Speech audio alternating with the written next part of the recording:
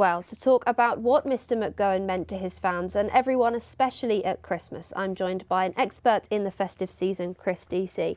Now, Chris, the song, very famous, but it doesn't come without its controversy over some of the language used, but it's still considered a Christmas classic. Yeah, and I remember 1987, there was a big battle. Would it be that or the Pet Shop Boys? Always on my mind that would be the Christmas #1. And I think it sort of almost entered legendary sort of folklore because it didn't make #1, but it does appear. I remember a few years ago there was BBC had a competition to see which was the best song never to have reached #1, and not surprisingly, that was up there, I think, in the top 3, together with American Pie and Ultravox Vienna, which won. So this is a seminal film. And it goes to show that things tied to Christmas will last an eternity. The song's revisited every single year at the same times. It goes to show that sort of connection we have to Christmas and sort of pop culture too. Absolutely, and I'm just thinking as well, when you think about that song, it's about this sort of lament. It's the sense of the Christmas gone wrong. There's something that you really relate to in that. I mean, you mentioned the language in there, which obviously we're not going to repeat,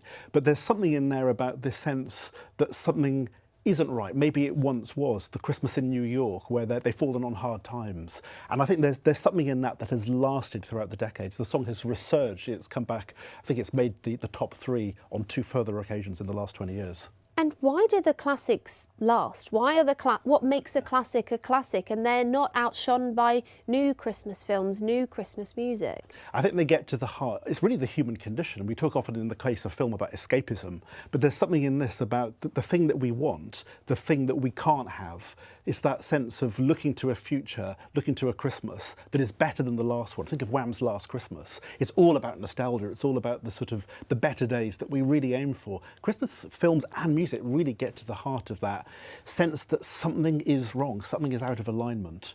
It's a very interesting conversation, of course. And Chris, another episode of Kent Film Club, of course, coming up after the break. But thank you for giving us those details. Really interesting conversation. Thanks, Abby.